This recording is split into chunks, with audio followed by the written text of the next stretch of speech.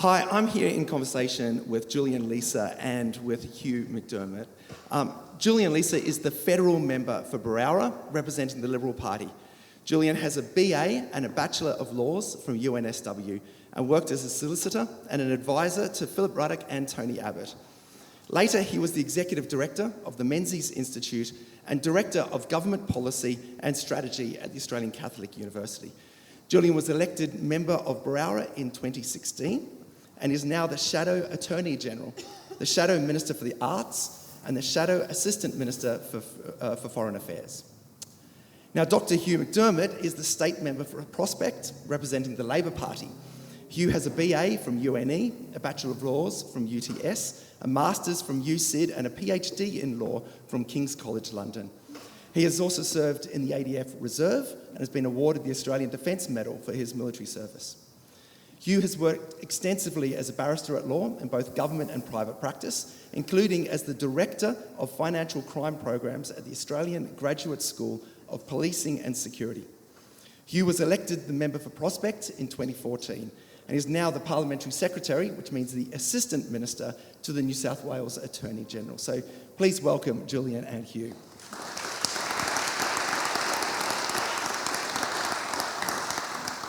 So this is going to be a friendly chat, not too many pot shots at the other guy's party. But first, we want to just get to know both of you. So Julian, tell us just a little bit about you, your faith background, why you're in politics, what makes you tick?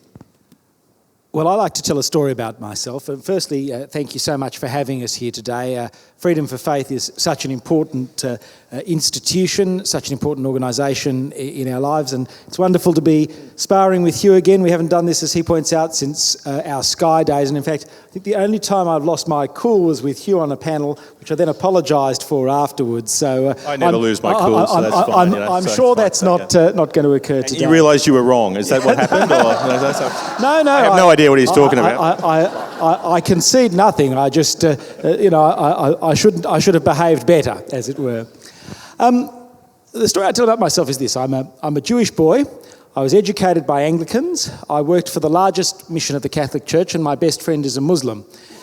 Some people have said I was hedging my bets in the afterlife, but I think that kind of indicates to you how important faith has been in my life and continues to be in my life. I think in the words of Jonathan Sacks, who outside my own family has had probably more impact and influence on my life than anyone else, Jonathan Sacks, the former Chief Rabbi of the Commonwealth. Religion answers the sort of fundamental questions of who am I, why am I here, how then shall I live? And I think going into the political world, having a faith background greatly centres you in terms of what you're looking to do. It reminds you of the radical idea that centres the Judeo-Christian tradition that whoever we are made in the likeness of God, and therefore we derive our human dignity from that very fact. And there are days when constituents come to see, or political opponents are having a go at you, and you have to struggle a bit hard to remind you of the dignity of the person, but that's very fundamental to who we are. I grew up in a family where, my father was on the board of the synagogue that we attended growing up. He was the son of a mother who had escaped Germany in 1936. The rest of my family had all been here going back to the 1840s and periods subsequent to that. So a really strong sense of what it was to be a Jew in this country, which has been, up until the last couple of years, has really been the exception to the traditions about anti-Semitism that we've seen all across the world, that this is a place where you could practice your religion, you could have full civil rights, and indeed there has never been in Australia any discrimination against Jews at an official level, and we're one of the very few countries in the world where that's been the case. And so in my family we were always taught we are proud Australians, we are proud Jews, and we should be grateful for the freedoms that we have in this country, and that therefore those freedoms should be defended. Thank you.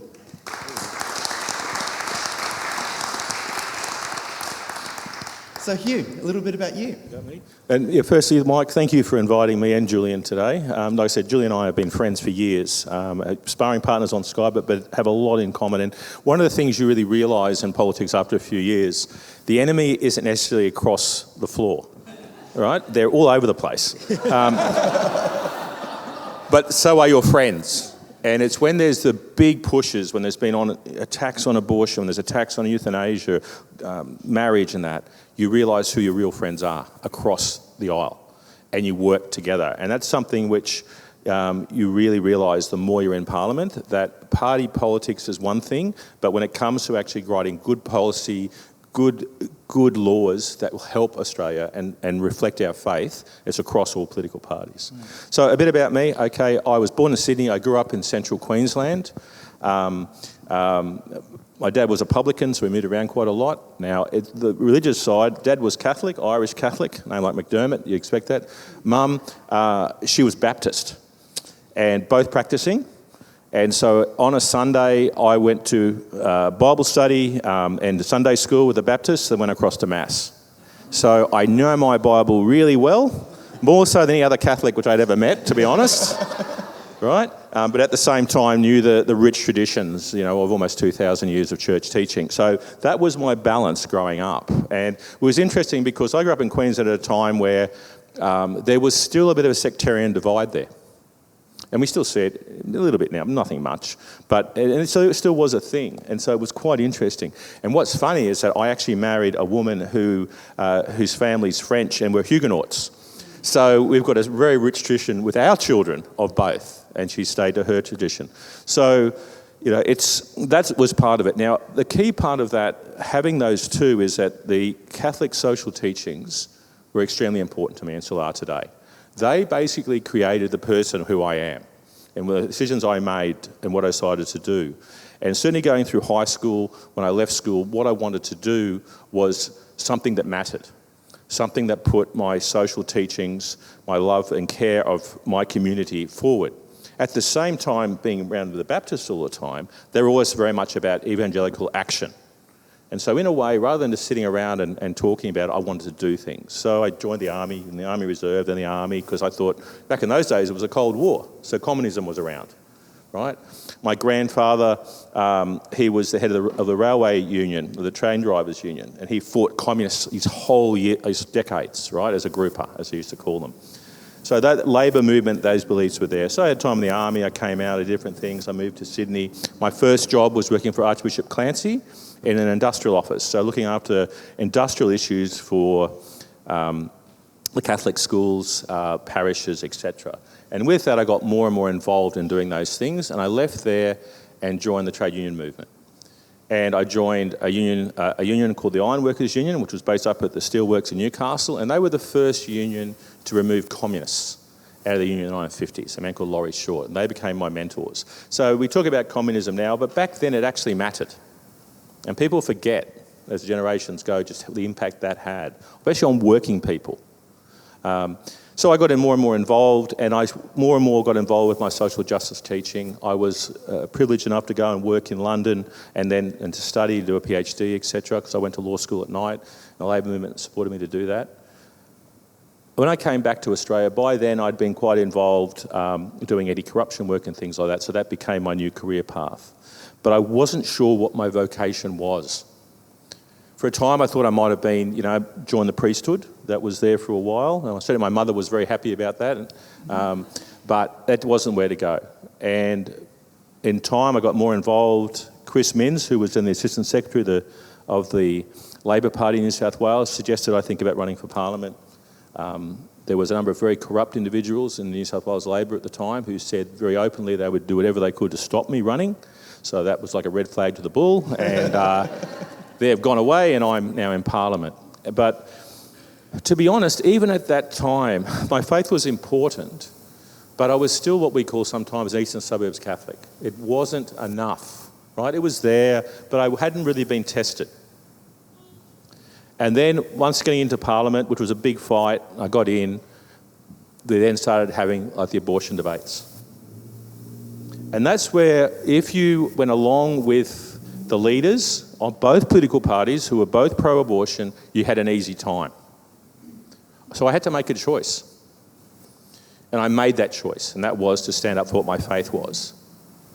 And then I saw amongst my community more and more, and I live in an electorate which has, without doubt, the highest concentrations of persecuted Christians in Australia. If I just go through the roll call of my communities, the Assyrian community from northern Iraq, the Chaldean community from northern Iraq, the South Sudanese community from South Sudan or Sudan, so a Palestinian community, about 1,000, a lot of them are Christian. A Coptic cathedral, I'm the only one with a Coptic Catholic cathedral. I then have smaller communities, like other communities that haven't been persecuted, like Maltese and Italian, etc. But these communities have all seen extreme persecution. I also have a Tamil community who are half Christian, half Hindu, who have also been persecuted, particularly in Sri Lanka. And I have one mosque. And guess which community they're from? They're Bosnians. So they too have been persecuted, and they're more European than most of us. So I realised that what my vocation really was, and I realised this in my first term, was to represent and support these communities for our faith. Because what is key for all those communities is their faith. And that's what formed me as a politician. That's what guides me. And they talk about what the pub test is. Well, the pub test to me is, would my community and would my children and wife be proud of the stand I'm taking on these things?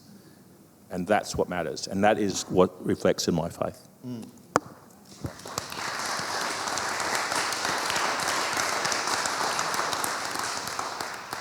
So both of you holding close to your faith, what has been your experience in politics of being a person who holds close to your faith? How have other people responded to that? Hugh? So, as I touched on just a moment ago, there is respect for your faith. People know that, okay, with your faith, especially in New South Wales. I don't think it's that way everywhere in this country. I know it isn't. But there is pressure on you to toe the party line. There is pressure on you in party rooms and caucuses about how they certainly want a policy to be, especially if a certain policy is really popular and may not run with what the church teaching or your personal faith is. People are more open to listen to you. There are those that aren't, and they're not necessarily in the parliament. You have your extreme political parties, the Greens and others, who will never listen to you and will never be supportive of you and will always attack you no matter what you do. But you'll have others which will sit and open and talk. And that's the key. And I think one of the great benefits we have of being in Australia is that we have people that will openly talk about things. Probably not enough, but it's something which does happen. However, we are a democracy, and because we are a democracy, that compromise, those arguments, getting those votes are so important. And that's the difficulty. And so your position is under attack, especially if it's not the popular secular belief, and you need to be able to stand up and be able to argue. At the same time, you've got to be able to influence. And that's the biggest challenge. Julian, what's your experience? Look, I think I've been warmly respected for my faith. My faith has influenced a number of the decisions that I've made. Like you, it's interesting to hear Hugh talk about his kids. I've got a picture of my kids on my desk from getting ready to go to Rosh Hashanah last year, and I look at that picture whenever I have a hard decision to make, and it's almost the same calculus, you know. Is this going to provide an Australia with more opportunities for them and the generation? Is it going to make them freer? Is it going to make them safer? They're some of the things that I think about. But I represent the part of Sydney that is colloquially sometimes referred to as the Bible Belt, so very large Christian communities in my area. I've got a Catholic diocese, the two Catholic bishops of that diocese, Archbishop Peter Comensoli and now Bishop Anthony Randazzo have become great personal friends over the time, and they've both come to dinner at my home many times. I've got, I think, in excess of 70 churches across my electorate of every imaginable denomination. I think I've now, with the redistribution, got 2 mosques. I've got a Sikh Gurdwara just on the boundary of the electorate, so it is a genuine community of faiths in my electorate. And I particularly noticed this after October 7. I had people who would just come up to me in the street and hug me and just say, I want you to know that we are with you. And they were invariably Christians, invariably people of faith, some Hindus as well, because it's quite a significant Hindu community in my electorate. And that gave me great heart.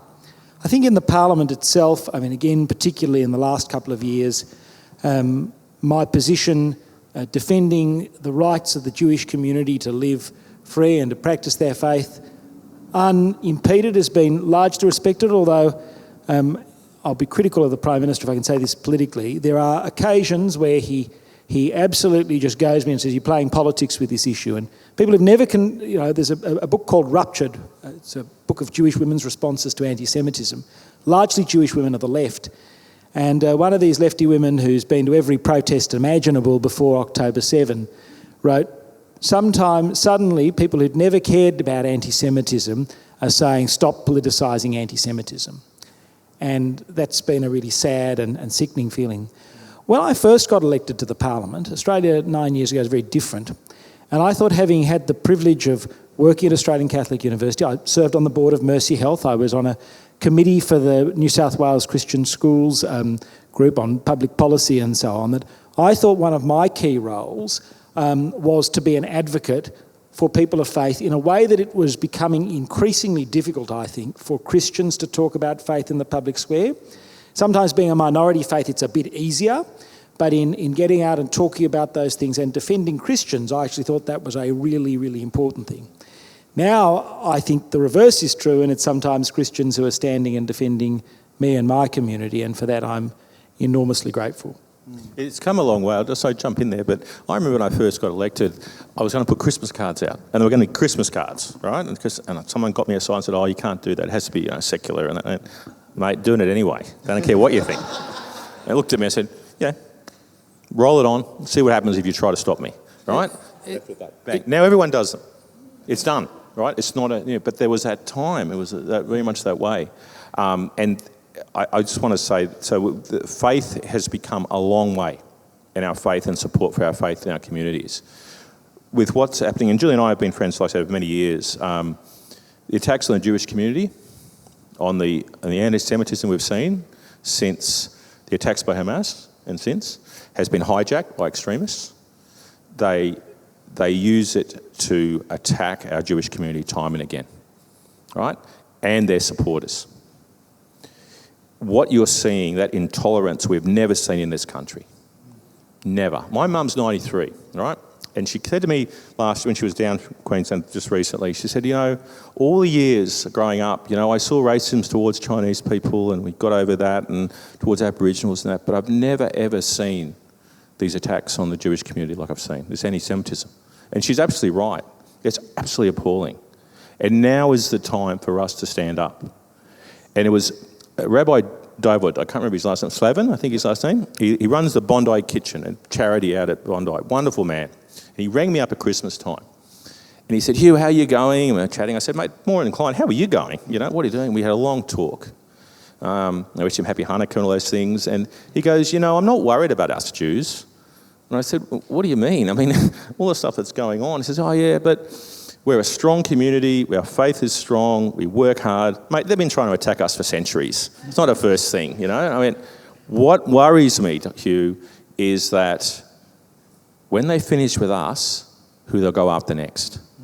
They'll go after communities which are having difficulties, are small, don't have the organisation, or have been persecuted and have now come to this country, like some of the Christian groups I mentioned before. They're the ones that I worry about.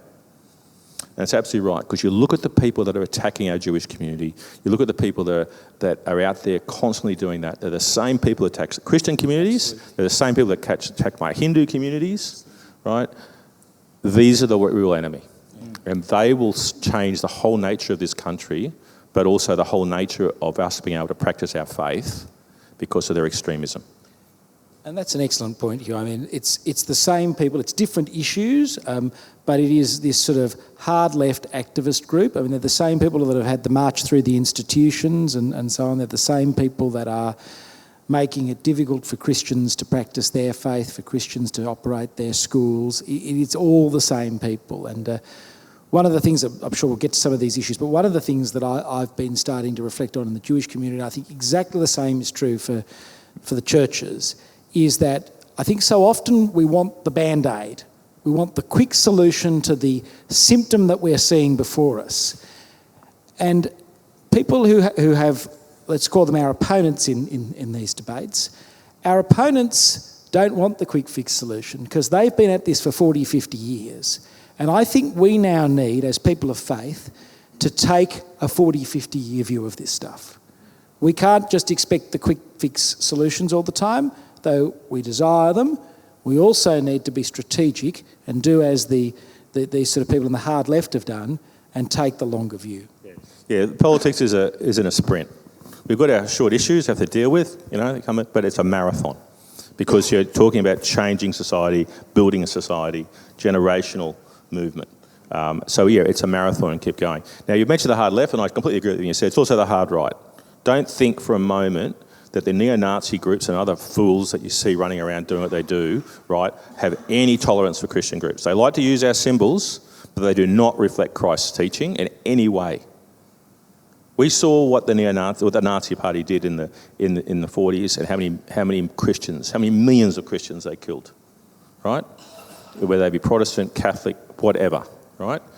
These are the same mentality. If you don't toe the line, just like any other type of religious extremism, and they are a problem. We're lucky that they haven't seeped so much into New South Wales, but they are here, coming from Victoria. But we have had this problem before, and it's not new, right? In the 80s, the neo-Nazi groups were blowing up Chinese restaurants and all kinds of stuff. ASIO dealt with them, and they went down, but they are back, and they will attack our faith communities because we believe in God's love, we believe in Christ's message, and it isn't the same as theirs. Before we continue on, Mark, can we get some water up here? Yes, I'd failed to do that. And that's why God invented editing for later. So we do want to move on to talk about the relationship between the MP and their community. But first, just give me a couple of minutes for a quick plug. Why did you join your party? And how is there a space for committed, faithful people like the ones here and on the live stream inside your party? Julian. Well, let me answer the second question first. Clearly there is, because there's a number of my branch members that are actually sitting in the room here, so we could almost hold a branch. Oh, you've done the numbers, mate. Branch. Okay, you've done the numbers. There's no voting today, I don't think, is there? No, but I think this reflects, at least in my part of Sydney, the preponderance of people of faith who are involved in politics, and that's a good thing. And I think there absolutely is a place for people of faith in the political world, particularly today, when I think both parties, our party perhaps more publicly at the moment at the federal level, is going through a period of re-evaluation of where we should go next. I think when there's been discussions on the centre-right of politics, and I'll embrace my friend Hugh as part of the centre-right because we're both the same... Mate, you're far more left-wing than I am, so don't go there, right? You're a moderate, we were both at the same conference... From the New South Wales right, we were both at the same conference in London about 2 years ago, looking at, where should our politics go? And there's a particular focus in the conference we were at, it's called the Alliance for Responsible Citizenship, on the role of faith as an institution that should underpin our politics and underpin our society. And there were questions about family and culture and tradition, which I think we don't talk enough about in this country. Why did I join the Liberal Party? I grew up in a small business family. All my forebears are small business people. My father was an accountant. And federal budget time was always a big night in our family. We sat down. I know it makes me out to be the nerdist maximus. I've often said I am. But we used to sit down and we watched the federal budget together. And I remember I was about 10 years old and we'd done that visit to Parliament House that you do in year 5 or 6. And I had a very good year 5 teacher who saw that I was interested in current affairs. I mean, I think it's the nature of certainly Jewish families, but I'm sure many families who grew up in the 70s, 80s and 90s, before the sort of mainstream media completely collapsed, that you'd read the newspaper in the morning, that you'd watch the TV news at night, and that you'd talk about these issues around the dinner table. And my Year 5 teacher could see I was interested in current affairs, so he asked me to do a project on Australia's Prime Ministers. So I wrote a little bio and I did a very bad drawing of each of them. For Menzies, I cut my hair and stuck it down where his eyebrows are supposed to be because he had very bushy eyebrows. One of the things that taught me was that politics was a wonderful way to make the largest difference to the largest number of people. Now, Hugh will dispute the next bit about what I'm going to say. The other thing it taught me was that whenever we were in government, the economy ran well and there was social stability, and whenever the other side were in government... I didn't know this was a comedy spot as well. You've been doing comedy as well today, Julian. The economy ran poorly and there was social unrest, and, you know, all I can say is I point to the last 3 years. Do you go to confession as being Jewish? Because it's time to start, mate, if you haven't. And look, I have to say, I have a lot of respect for Hugh, and I have a lot of respect for his Premier too. I'll be bipartisan in that regard, even though he's from a different political tradition. And as Hugh says, there are people on the other side that are of different political tradition from me. But, you know, you ask what motivated me to join my party. It was those things. And back to that budget night, I was 10. Paul Keating had just... cut the beer excise and increased taxes on flavoured milk and computer discs. We'd just got a computer and I thought, well, I want to stop this bloke. He's clearly on the wrong path. But in all seriousness, politics was something that I felt drawn to. I felt it was the best way to make a contribution. That idea is shared by people, even people in parties at the extremes that we would disagree with most vehemently. Everybody's looking there to make a good contribution and try and make the country better by their own lights. But for me, it was that philosophy of my party of individual freedom, of personal responsibility, of, you know, traditional alliances, and you know, wanting to encourage and support families. That was very important. And so when I was 16, as soon as I could, I went and joined the party, and I've been pretty much a member ever since. Hugh, you get right of reply. Now, you do have to one extent, a harder stereotype to be fighting against about the role of faith in the Labor Party. But talk to us about... Which I find amusing, and Yes. It's basically a lie that the Conservatives have pulled together since the split in the 50s, just like the one about the budget. New South Wales Labor inherited a $180 billion debt in New South Wales at the end. So do you want to talk about that? But anyway, so... my involvement in how I got involved in the Labor Party. Okay, so I mentioned before Catholic social teaching. Extremely important. My lens, everything I do is through that. It has been since I was a teenager. So what happened, I went to university in New England and wasn't that interested in politics. And then what happened, the Tiananmen Square massacre happened. And I had some friends who were Chinese, exchange students, etc. like that. And they were distraught, as you can imagine. And I looked at and watched this massacre on the television and I thought, if I was a student in China, I'd probably be getting myself killed here. So I went up and I said, we should do something about this. I'll go talk to the Students' Union and we'll do a vigil or something like that for the Chinese students and maybe raise some money for the pro-democracy movement. That was my idea. I was 18. I went and met with the president, and the president of the Students' Union, the SRC, was from a Marxist alliance group. And he sat there explaining to me why it was justified what was happening in Tiananmen and how it was for the greater good of the Chinese people.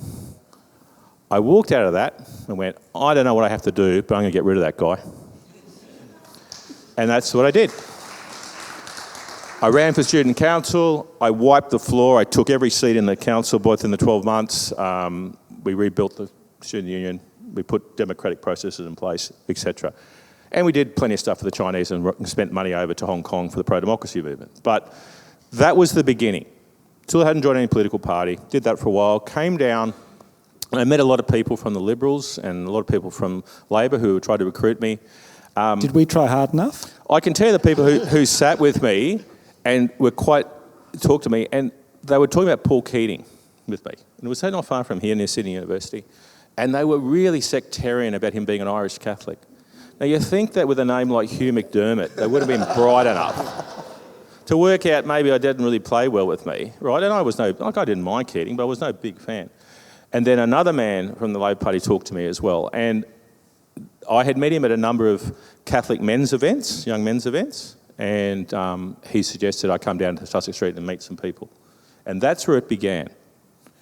And I got involved in Young Labor, and we took over Young Labor and got rid of the left out, and so that the moderates took control, and we did stuff like that. And that was how it began.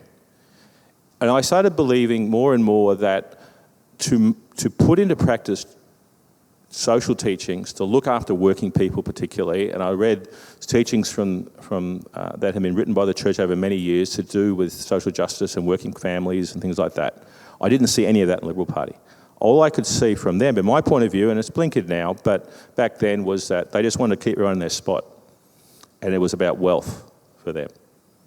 And it wasn't actually about individual freedom, it was about looking after your mates. Right? Now, you had your moment, yeah, well, you right? and you interrupted me. And I said, and that was my vision then. Yeah. That was my vision then. I don't believe that now, but that was my vision then. So I got involved. And I was working for the Catholic Church first, and I did a lot of stuff. Then I went with the trade union movement. And that was how I got involved, because I wanted to change things and make things better for the community, but particularly for working people. Now, I'm not so blinkered to believe that Liberals don't do the same, and I have many Liberal friends now. But back then, that was how I perceived it as a young man. And that continued on, and that's what led to my faith. Now, as the years have progressed, my faith is built. I've basically understood how you can make that faith happen. And I think that's important. And I think that from a Labor Party point of view, it is not something which is unusual. We had the split in the 1950s. Everyone knows what that is. In New South Wales, we didn't split. And the reason we didn't split was because of the churches. The church, especially Bishop Carroll, sat with the leadership of the trade union movement and the Labor Party, and they went with him, and they sat with him over at St Mary's, and they said, what are we going to do? Shall we split like Santa Maria's done down in Victoria? And he said, do not do that. You will never beat the communists. You'll never break out and stop them if you split. You will just lead to extremism. And he was so right. And in New South Wales, we stayed and we fought. Victoria split, Queensland split, etc. So it changed the dynamic in those states. Here it didn't.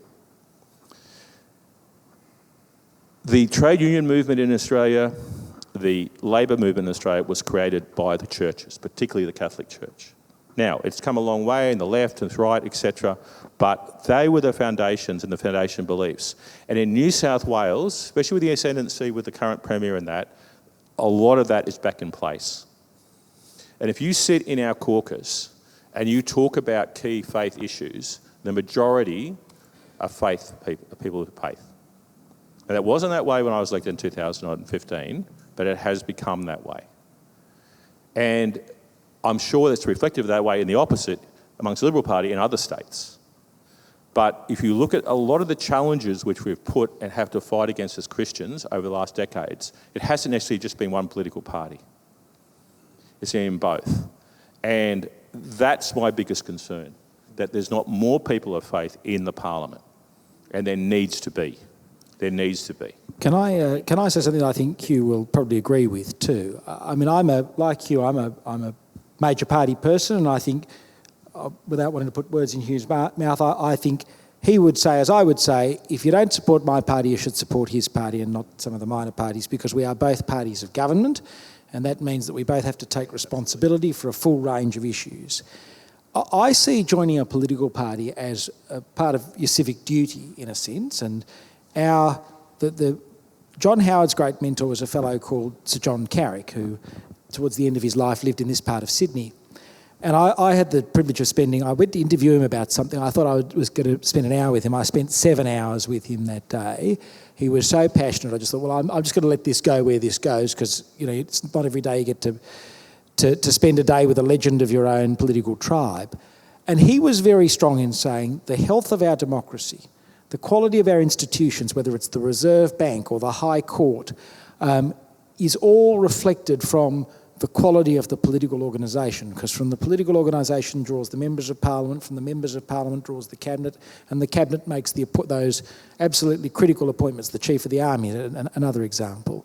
And so the healthier our democracy is, it is because it is reflective of the broad voting community of a particular side of politics. And so the more people that get involved in the major parties, the more representative and healthy they will be. And both of our parties to some extent are large, broad and open, and people should get involved and join them as a way of making a contribution and as a way of having an influence, and I don't mean that in any kind of nefarious sense, but by having your voice heard in the processes of politics in order to have an influence over the direction of the country. And I think, no political party is going to accord with 100% of your values. And no political party you're going to agree with 100% of the time. I mean, I'm sure there are things that even Hugh's government has done. I think about the palliative care cuts. I can't believe Hugh would have supported any of that. That you just look at it and you disagree with.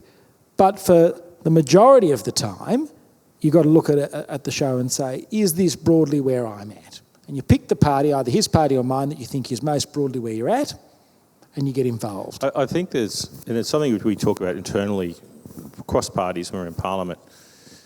We identify people who we know, our fellow travellers that have similar views, and we think, well, they'll be back in government, and we want to make sure that person's still here. We want to make sure that it's just the reality is that, okay, Labor will probably be in Parliament in New South Wales, say maybe for a decade. We don't know. You never know. But then the Libs will come back in. Let's make sure those people who come back in have the same values as we do, that have their faith, etc. And I look at that very much so. And I look at people across the aisle and that, and I think, well, I want to make sure that person's still here and has influence, because I don't want them swinging that way or that way.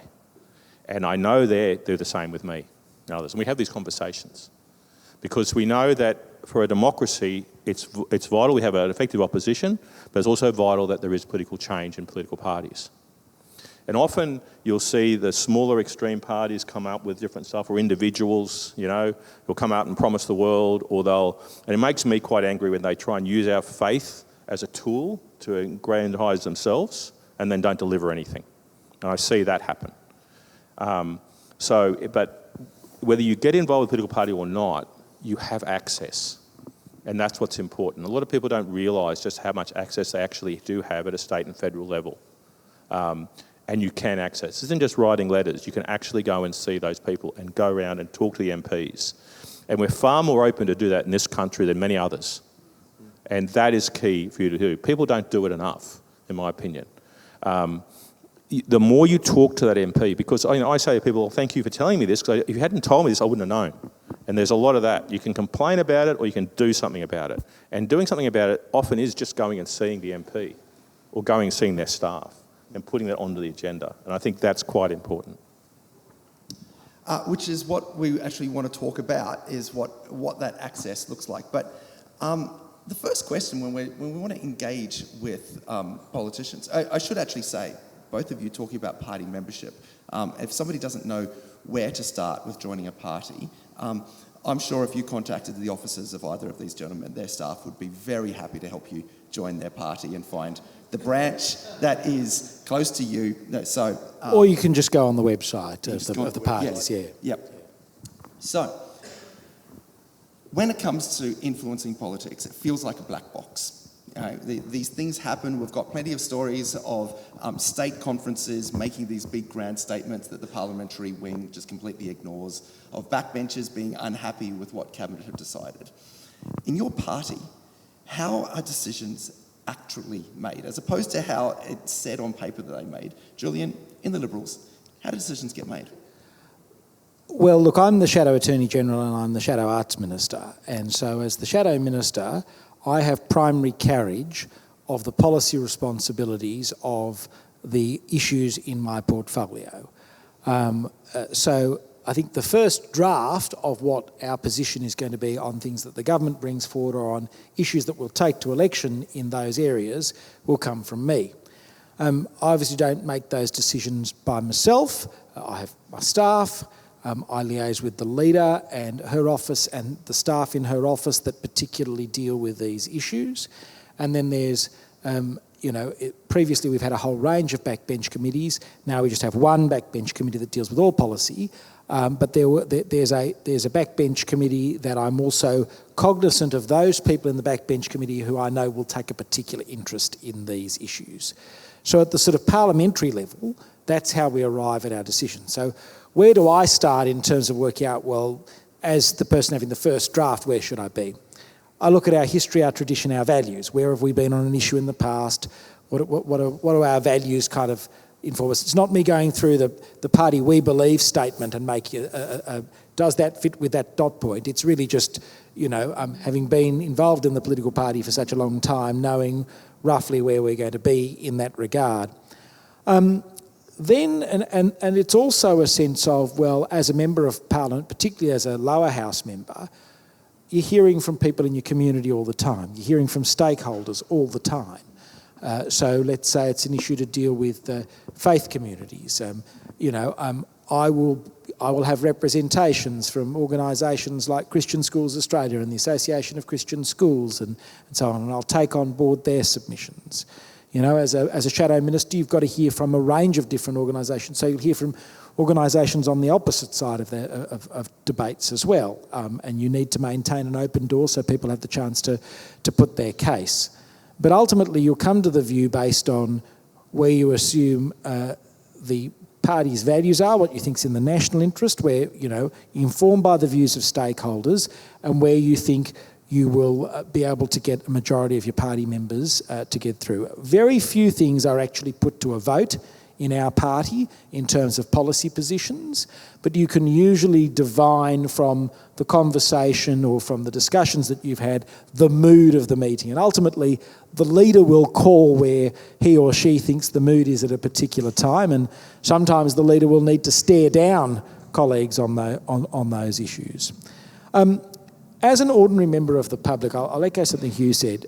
We are very open, and it's actually interested me over the course of my career. One person sending one email is not very effective. And I want to say this here and now. The campaign emails, I think, make little difference.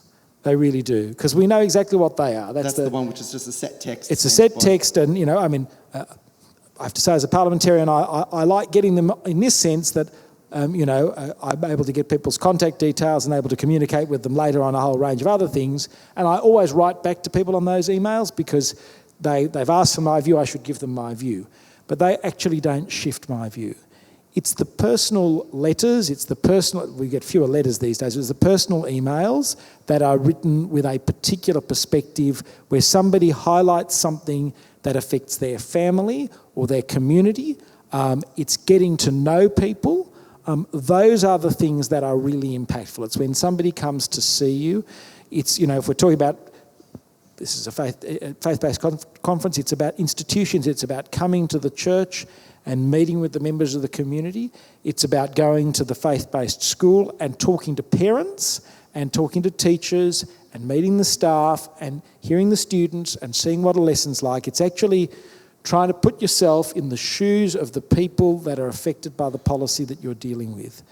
The worst advocacy, I always think, is the clicked email, I've got to see this person in Canberra on a sitting day, I need my half hour to tick a box to say I've met with them. The best advocacy is where you can bring somebody from the constituency, where you can take people to see something, so you create a memory in the mind of the Member of Parliament. I think that is so fundamental. And we as Members of Parliament, the thing that we're always wanting to do, obviously, we are subjected at the federal level every 3 years, at the state level every 4 years to elections. Who are the people that we most want to meet? We most want to meet voters.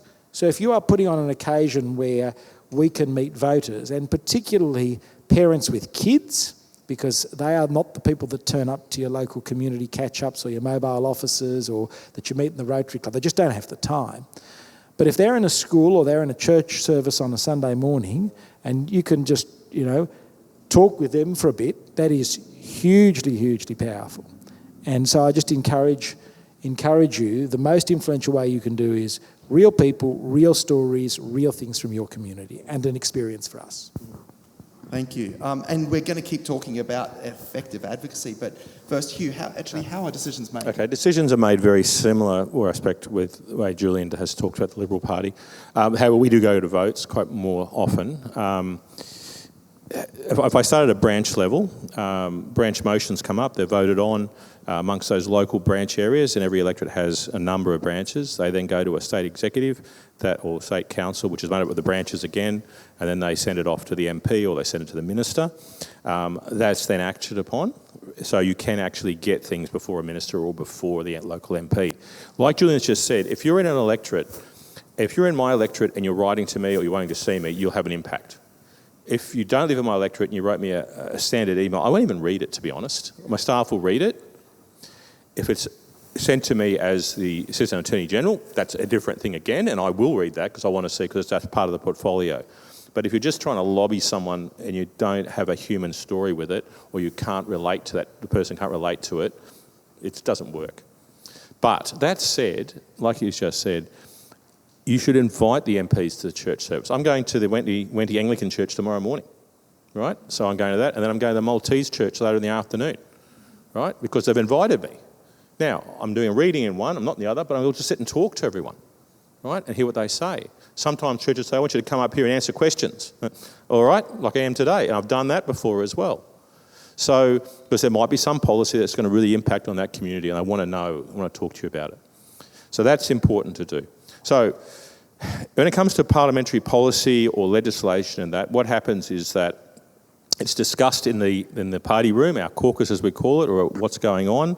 It'll go to the cabinet. The cabinet will discuss it, and if they, in principle, give agreement to it, it will then be sent back to us in the caucus, so the whole party room. We'll get it on the day or two before. We'll go through the legislation and what the policy is, and then it'll come to us in the party room meeting, the first day back in Parliament, and we'll discuss it. And we'll debate it, and then we'll vote on it. And once that decision's made across the group, we as a group basically support it. And that's an old tradition that goes back to the trade union days when working people didn't have a huge amount of resources, so that when they went to vote, they try to keep it as part of unity together.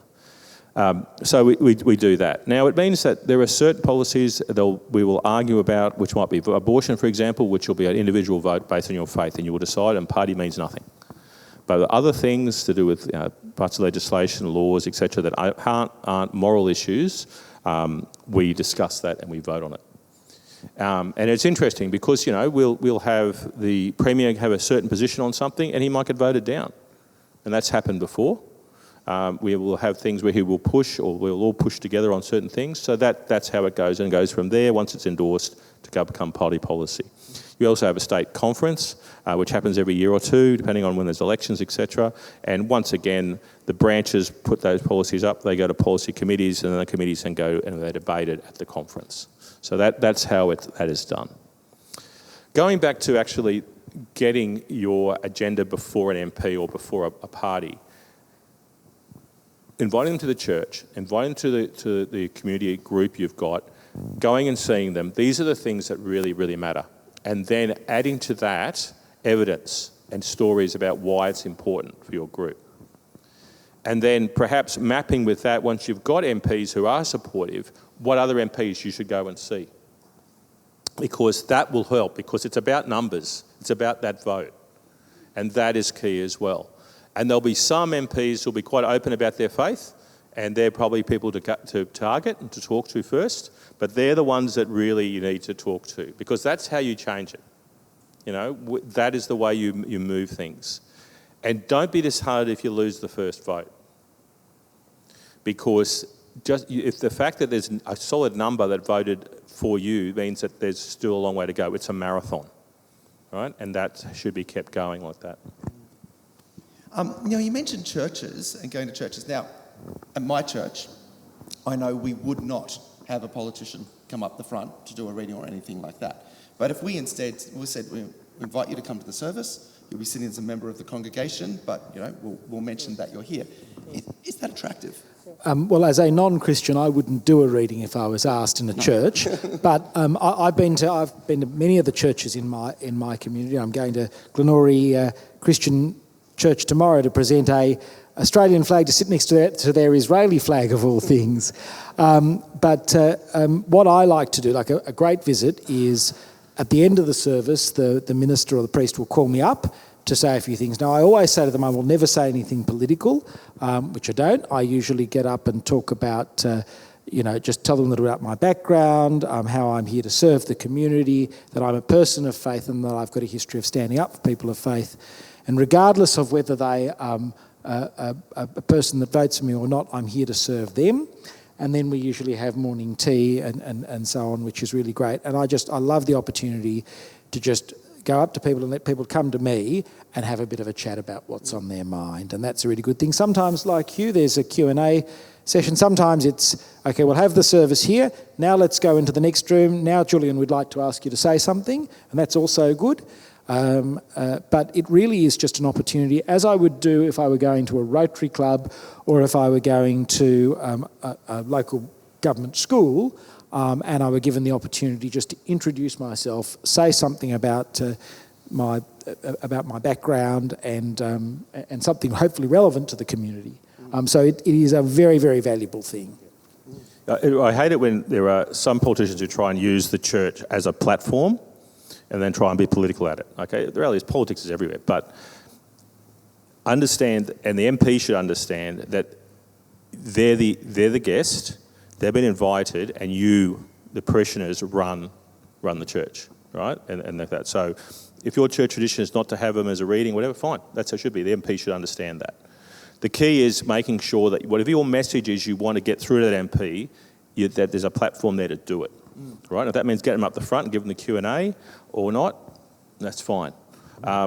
You talk about getting invited to services. The most fun I've ever had was when there was an evangelical church that was being opened, and they asked me to come and open it. And they asked me to give a sermon. Now, I don't speak in tongues or anything, so it's, I do slur if I've been drinking too much, but that's about it. But I tell you, it was great. And so I picked out my favourite verses of the Bible, thank goodness for my Baptist upbringing, and did that, and it was great. And I was supposed to talk for 15 minutes. I talked for like 45 in the end. But anyway, they never invited me back, but not to speak anyway. But that's the thing. I mean, it's stuff like that. There are churches where we have, across the board, so much in common. And you want to make sure that your message and what you need and what you believe gets through to that MP.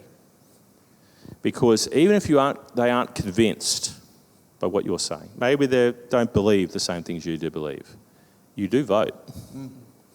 And it makes them very much aware that you're a group that actually has influence. And that is key. And show people that show people that there are just ordinary community people in the church. That's really important. I think, and I know there's some ministers in the audience, there'll certainly be some ministers online watching us. I often think that the role of a church minister is the most similar role to our role in the community. There's enormous expectation on you. The leadership role is a lonely one. They'll be very critical if you change things in the way that they don't like in your congregation. Oh, you've moved the lectern from that side of the room to that side of the room, and you're not singing this Wesleyan hymn anymore. You've got the guitars in the corner and so on, and you're not doing I'm always critical of guitars at church. Of course you would be as a Catholic. Drive me mad. I hate it. But I think it's building the relationship. I've got some lovely personal relationships that I built up with some of the church ministers, and one of the nicest things when you're in politics, when you're going through the valley of the shadow, as it were, as we all do occasionally, and you get a nice text from somebody just saying, I'm praying for you, I'm thinking about you, or I saw what you did on this, I know that was really hard, thank you. When somebody doesn't want anything, and they do something like that, it means so much. I've got an Anglican minister from a family of Anglican ministers who's always asking me to go swimming with him, and will just occasionally ring me to sort of pass on some good humour that he's had, or something funny that he's had, and he's just thought of me. And that's just a lovely thing. So, building that personal relationship when you actually don't want anything is one of the most important things that you can do. But also the influence it has. You're trying to get your faith message through a person. There may be some MPs straight away, they're with you. Others who aren't, it's continuing to give that message, to give that witness, to let them know why, and it does work. I have an MP, and I won't mention his name, but I remember him and I, when he first came into Parliament, had a huge argument about faith communities. And he said, they don't matter in the area, blah, blah, blah. No, I knew they did, right? So I then spoke to a number of the faith leaders in his electorate and said, go have a chat to him. Right? Don't put pressure on him, but don't talk to him. And they did. And within 12 months, he had completely changed his views on stuff. That's how you do it. And that's what you do. And that's what you need to do. Won't always work, but it's a marathon. You keep on going with that. And I think that's extremely important. And I like you. I mean, as MPs, the media hates us generally, and they're always looking for a story, no matter what it is. If they haven't got any facts, they'll just make it up. And being around one time I was really under the pump, it was very bad, and it was affecting my family. And I got this message from a faithful leader in my area, one of the churches, who said, "We are all praying for you." I'd never met him. He said, "We're all praying for you because we know what you believe." And that meant everything in the world to me. And that's the thing. And that's what you do. And I think it's by living your faith with that, engaging with the MPs and your councillors and everyone else, it's so, so important. And it will influence the debate and it will influence them in Parliament. I'm picking up a thread of two different dynamics. The one there is that the church is a community, and you could have 500 adults turning up to a church service, and that's 500 voters. And then that's a dynamic of, we've got a lot of numbers, we vote. But there's the other one, which was that personal relationship with the church leader or something like that who looks after you. Can you talk a little bit about how to do that well, and conversely, how to do it badly and what to avoid? Do you want me to go first? I think it's easier to talk about how to do it well. It's harder to talk about how to do it badly. I think the first thing is, Hugh's right, it's the constant engagement. And look, we're politicians. We have to make difficult decisions. There are things that people will agree with us from time to time and people will disagree with us. But, you can't expect us to do 100% of what you want 100% of the time. That just doesn't happen. But if you find people of value who want to engage with the church, and even if you've got an area, we've got an MP that you think is going to be hostile to your basic position, you will wear them down not by berating them. Berating them is the worst thing you can do, but by offering hospitality. That's part of our shared tradition. Hospitality is one of the most important things that we have. Being welcoming and open and proud of your tradition. And not apologetic, a wonderful expression of Jonathan Sacks that applies to Jews, but it equally applies to Christians. He said, non-Jews respect Jews who respect Judaism, and non-Jews are embarrassed by Jews who are embarrassed by Judaism. So don't be embarrassed about being a Christian. Don't be embarrassed about putting on your traditions. I went to one church coming up to Easter, and the minister was very apologetic about some of the readings that were going to come from the Gospel according to John. And I just said to him, I'm here as a guest in your church. I want you to do what you would do normally at this time, and I don't want you to be concerned about those things. It's not my part of the Bible. As long as you don't expect it to become my part of the Bible, I'm relaxed. No. But I think really just seeing your politician as a human being, that's the most important thing. My wife's reading a book at the moment by Michael Gove's wife, Michael Gove, the former British cabinet minister. And it's pretty unvarnished what she has to say about the political life. And she pointed out to me this morning in advance of this, she said, people often forget that you're a human being as a politician. So recognising the dignity of the person in us, even if the politician is not of your personal politics. Actually, I have lots of community leaders who probably their tradition has not been voting for our party. Some of them now vote for me because they like me. That's a nice bonus, but I don't care as long as they are really good at what they do in their community, and whether they're a church leader or a school leader or a sporting club leader, it's doing that well. So what does it look like? Invite them in, keep a contact, maintain a contact with them when you don't need anything, because then when you do, it means so much more. Don't waste their time, though. That's possibly the only thing that I would say. Don't come and have a meeting that's got no purpose. And what I mean is I just wanted to come in and check up on you. Send a text to say, I've been thinking of you. But our time is very short and we've got 1 million demands on us. So if you want us, we love to come and address your church community. We love to be in the schools, but not just, I've come along today just to see how you're doing. save that for a text message. Yeah, I mean, there are some MPs had to be berated at times. But I do understand where you're going with that, Julian, in that, yeah, it's easier to catch monkeys with honey than with rocks. Yeah. And, you go in and you say, look, I don't agree with you on this, I'll talk to you about this, right, fine, rather than getting out and screaming into the media or stuff like that. Because everyone loves to attack us. I mean, it's the nature of it, okay? But it's the argument, it's the discussion.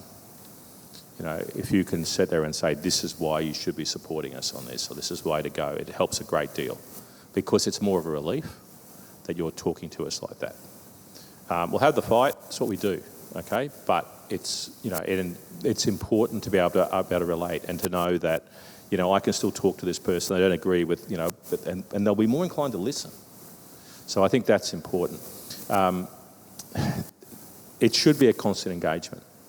Sometimes, and there was a time, and I've had this discussion with other church leaders, come up to Parliament more regularly, not just when there's a crisis, not just when we're doing something dumb and you want to stop it. Having that engagement, that discussion, building that rapport, almost a friendship. Because being an MP, and I imagine like being a minister, it's quite a lonely job at times, especially if you have a strong faith and you're sometimes not the person that everyone agrees with, and you still stay with it. Certainly during the abortion debates, me and I'll give you an example. Dominic Perrottet and I never said a nice word together, ever, right, for years. All throughout Parliament. Yeah, well, that's for good reason, right? But no, and so we didn't. We argued. We were never nice to each other. And then the abortion debates came up, and I got up and I gave a speech and I talked about how government funding going to abortion clinics, but not to women that wanted to keep their children, not to those organisations that needed to be there to support them and to give them a true choice, and how it needed government funding. Anyway, lo and behold, I finished the speech, I go in, and unbeknown to me, a number of other MPs across the political line started quoting what I said. And lo and behold, Dominic's Chief of Staff turns up into my office, and he walks in and goes, "Oh, Hugh, I'm so-and-so, I'm Dom's Chief of Staff." And I said, "What do you want?" Right? Like, literally, I told him to get out of my office, right? I said, "What do you want?" So, "Oh, look, I heard your speech." I went, "Yeah." He goes, "Well, Dom agreed with everything you had to say." I went, "Oh, I didn't know he was that bright." But, and that's what I honestly said to him, right? Anyway, he said, let's... As you can see, it's not a successful strategy to berate people. No. Anyway, so he then sits down with him and we start talking about what could be possibly done. And with that, I next saw Dom, we were in the chamber some vote, we sat together and we talked. And we've been friends ever since. Because we had that common belief. And I didn't believe a lot of things. I'm not the same politically. I voted against him, all kinds of things. But when it came to our Catholic faith, or our Christian faith, better word, we had the same beliefs. And that has happened a number of times. And that was the changing point for me, certainly across political parties. And it has been for a number of people. So, it's important to try and build that rapport, with every MP you can get engagement with. I'm interested, maybe even slight tension between Hugh's comments about it's good to catch up because politics is a lonely job, but Julian's comments of you don't actually necessarily just have a meeting just to catch up. I'll give you an example, right? My Christian fellowship ministers, they meet every Thursday morning at Pemaway for a coffee, across all Christian groups, and they invite me. If I can swing by on a Thursday morning, at 10 o'clock or whatever time it is, depending what they change the times, but 10 o'clock, I can sit and have a coffee with them in 15 minutes. And it's always open to me. When they have a prayer breakfast or they have a prayer dinner, they send me an invitation so I can make it. And then, I'll get texts. How you going? Oh, I saw this in the TV, or I saw this, oh, I heard that you're at so-and-so school, good work, or it's nice to... Out of the blue. And it matters, right? Because we get them. And we won't always answer, because we might get, 40 texts that day. But, it's the fact that you're building a relationship. And to be honest, to be totally political about it, you're a real politic, you're building a political relationship as well to influence that person. And it can cut both ways too. I mean, some people will have read my speech to the St Thomas More Society back in 2019 on religious freedom. That speech was given out of a meeting I decided to hold in my community with as many of the church leaders that would turn up at a particular afternoon. And I think I had about 60 or 70 show up, which was great. And it was just listening to the stories they were saying about some of the factors that they were seeing that was making it harder and harder to be a Christian in Australia today. And then my job as their local member and as somebody who's interested in the rights of people of faith was to make a speech that reflected and drew on some of the anecdotes that I was shocked to hear actually that day. So it can cut both ways. I just think, I suppose the point I was trying to make is invite us, talk to us. I think that's a lovely idea, what Hugh's faith leaders do of get together. One of the things I find in my communities is that the faith leaders don't get together very much. They don't get together in their own denominations all that much, and they certainly don't get together cross-denominationally. It's sometimes a nice role that we have as sometimes it's a nice role that we have as conveners and bringing people together, and they actually enjoy a bit of that. But I think, if you've got a standing invitation where you can drop in if you want to, that's a nice thing. But there are occasions where where a couple of leaders of institutions have just said, I just come in just to see how you are, and there's no there would have been 5 other meetings that I've said no to because this person wanted to see me. That's really the point that I'm making. Yeah, no, that's really helpful because there are large numbers of church leaders, of faith leaders who would love to have a relationship. They just don't know where to start. They don't know what's imposing. They don't know what's not doing enough. And so finding our way through building this relationship. So if I'm a senior minister, my first step could be to have an initial meeting to get to know you for half an hour, respect the MP's time. It's half an hour. No, I wouldn't do that. I would invite the MP to your church. Right? Because it means that you're open to have them come there and meet people, right? And to meet you. And from that is to springboard into that more personal meeting, I think. Excellent. Okay, fantastic. Now, just a little side thing. We are over time, but Julian's comment about when you've got a great conversation going on, you sit there for 5 hours. Now, we won't be here for 5 hours, but both of you have tasted government. Both of you have tasted opposition. Now, obviously, if I want to change party policy, my MP being in the party of government is a very useful thing. What role does an opposition MP have, and what ability do they have at that time to shape things? Well, there's 2 jobs that an opposition MP has. Number one, it's to hold the government to account for the promises that they've made or to point out where they're letting the country or particular communities down. And that's half the job of the opposition MP.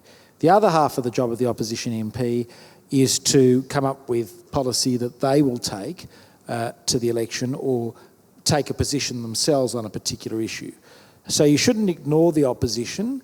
And it's actually really important. I'm not just saying this because we're in opposition. When I was working at ACU and started when I was there, initially Labor was in government. We then came to government. I made sure I continued to engage with the people in opposition because that was so important because when you're in opposition, fewer people are engaging with you. So you want to make sure that you're one of the people that consistently engages because it makes you stand out. And B, that at some point the worm will turn and they'll come back to government again. So it's really, really important. Yeah, you engage with both. Now, the opposition, obviously they're not the ones that are going to have the numbers to put legislation through or policies, but certainly by engaging with both the government and the opposition, there's an influence that goes into the parliament. And every now and again you'll have, and we do all talk, we do, especially about key things that are important to all of us. And so, yeah, the opposition's important. Everything that Julian said is absolutely true. So, talk to both. Don't just talk to the one political party who, wants to listen to you. Because one thing about opposition, you want to listen to everybody, right? And you agree with everybody, right? Because they're so desperate to get back into power. And that doesn't necessarily ring true with actually getting policy done, right?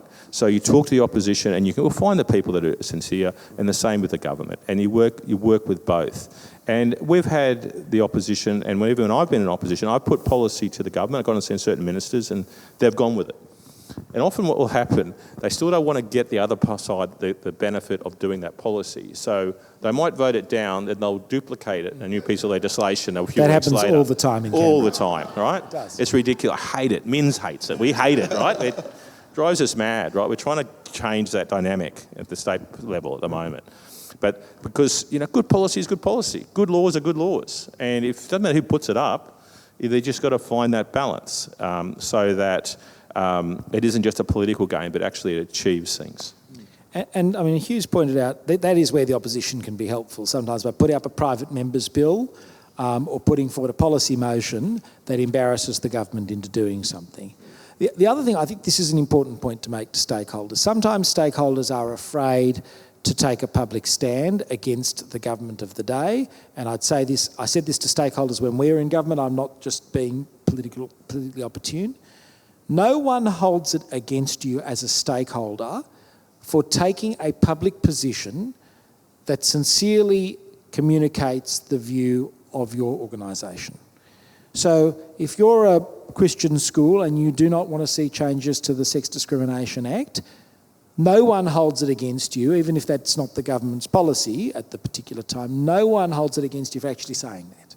In fact, we expect you to say that. We need you to say that. It's how the system works in terms of signalling to people where the faith communities are. Or those, I know Bishop Michael Stead is here, those joint letters of faith leaders in relation to the religious discrimination legislation that was being discussed in the last 4 or 5 years in the Parliament, those joint letters were so important because they said to parliamentarians who wanted to back the faith communities in their electorates, this is the view of faith leaders across a whole range of faiths. And although the position may have been different, both from when my party in government or Hugh's party in government might have started putting the pen, it doesn't matter. You should articulate your position, because articulating your position and sticking to your position enables us and those of us who want to support you to get a direction as to where you want to go. Yeah, but understand two things. They will take it personally if you personally attack people. Yes. If you attacked a minister or something and attacking them rather than the policy or the government, yeah, they'll remember it forever. Okay, so that won't work for you. Also understand we live in a democracy. A democracy is about numbers, democracy is about compromise half the time. And so you mightn't get everything you want the first time, but it doesn't mean you stop the fight or start going, you keep going, the marathon. So that's the balance, trying to find that balance the way through. And that's key. And you're absolutely, like Julian's absolutely right, we don't hold it against people. They mightn't agree with us, unless they're bigots or unless they're, appalling the way they're doing it. We're not going to hold against it. We'll sit and listen to the argument. We'll listen. We'll have our argument back why we think it's this way. And you can be convinced. And they can be, this is the thing. But you have your argument. You work your way through it until the policy becomes what you want it to be. And that's key. Well, gentlemen, thank you so much. This has been extremely valuable, and it's been great to have you guys in conversation. Would you please thank Hugh McDermott and Julian Leeser? Thanks, Mark. Thanks, Mark.